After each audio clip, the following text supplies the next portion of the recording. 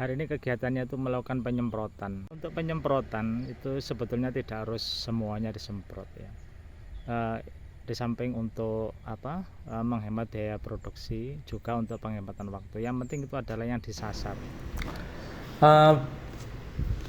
Berdasarkan cara penerapan ya, herbisida itu sahabat tani itu ada yang itu loh, herbisida daun dan herbisida tanah ya. Kalau herbisida daun itu memang diterapkan pada daun gulma dan diserapnya itu melalui stomatanya itu.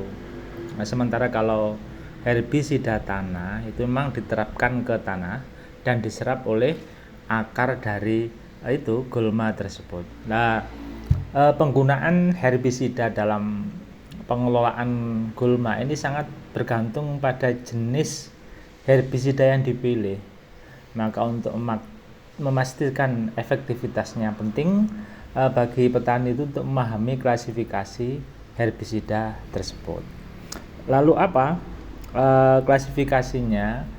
Yang pertama berdasarkan cara kerja gitu ya, cara kerja dari herbisida. Ini untuk rumput dan gulma ya.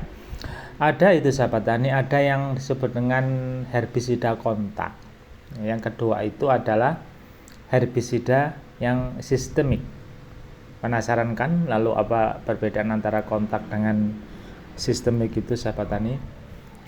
Kalau yang disebut dengan herbisida kontak itu, herbisida ini bekerja itu dengan menghancurkan bagian tanaman yang terkontak langsung, yang terdampak langsung, yang terkena langsung oleh larutan herbisida tersebut.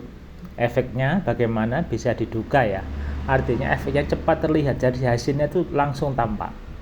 Namun kurang efektif untuk gulma dengan sistem akar yang kuat. Nah, ini herbisida kontak sahabat tani ya. Nah, kemudian tadi herbisida sistemik itu yang bagaimana cirinya?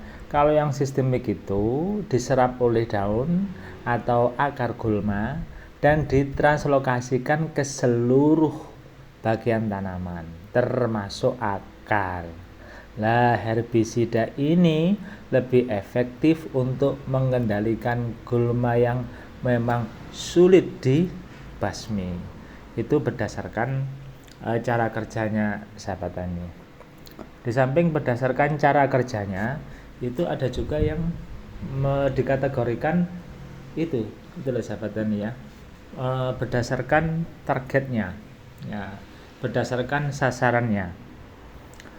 Herbisida selektif ini dirancang untuk membasmi jenis gulma tertentu tanpa merusak tanaman utama sahabat tani ya. Umumnya digunakan untuk tanaman spesifik seperti padi, jagung atau kedelai. Sementara untuk yang herbisida non selektif ini memang membasmi semua jenis tanaman yang terkena aplikasi, sehingga digunakan untuk membersihkan lahan sebelum penanaman. Nah, pada pagi hari ini memang yang dipakai itu adalah kategori untuk yang herbisida yang itu selektif. Nah, itu berdasarkan cara kerjanya itu sahabat tani ya. Pemilihan jenis herbisida yang tepat ini juga bergantung pada jenis tanaman utama ya, jenis gulma yang hendak dikendalikan, kondisi lahan, serta faktor lingkungannya. Ini juga perlu dipahami. Dengan memahami karakteristik masing-masing herbisida itu, maka petani dapat menentukan itu strategi pengelolaan gulma yang lebih efektif, pengelolaan gulma yang lebih efisien, dan yang penting itu adalah yang berkelanjutan. Lalu bagaimana cara pemilihan herbisida yang tepat itu? Tadi kan sudah dibagi berdasarkan cara kerjanya, dibagi berdasarkan sifatnya ya. Ini sahabat tani ya, pilih herbisida sesuai dengan jenis gulma yang ingin dikendalikan ya.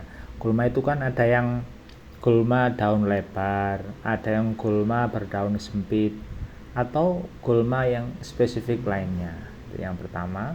Kemudian juga ini dipastikan herbisida ini sesuai dengan jenis tanaman utama untuk menghindari kerusakan. Nah, ini yang cocok untuk jenis herbisida yang selektif.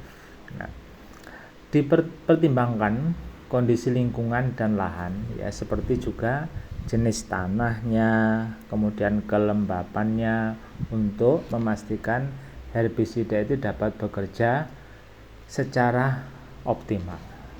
Hal yang utama dan terpenting yang bila ini diabaikan akan berdampak berkonsekuensi yang berkepanjangan, yaitu penentuan dosis dan konsentrasi yang tepat. Sahabat tani, gunakan ini dosis yang direkomendasikan oleh produsen herbisida itu, ya. Karena penggunaan dosis yang terlalu rendah ini juga bisa menyebabkan yang disebut dengan resistensi itu, ya. Sedangkan dosis yang terlalu tinggi, ya, ini juga bisa membahayakan tanaman dan lingkungan. Maka perlu dilakukan yang namanya pengukuran yang akurat saat mencampur herbisida untuk menghasilkan konsentrasi larutan yang sesuai.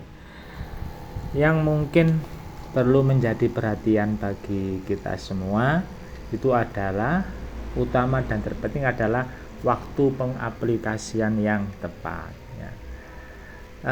Terapkan herbisida pada fase pertumbuhan gulma yang paling rentan, ya. Misalnya seperti saat gulma masih muda, ya, kira-kira ada 2-4 helai, ya. Kemudian juga hindari aplikasi saat hujan atau kondisi anginnya itu sangat kencang. Ya, pasti ada alasannya kan, ya. Kenapa? Karena kalau misalnya kita melakukan pengaplikasian pada saat hujan, maka ini bisa menyebabkan pencucian herbisida atau mungkin juga penyebaran ke area yang tidak diinginkan, ya. Maka perhatikan waktu aplikasi yang disesuaikan, ya, dengan tipe herbisida.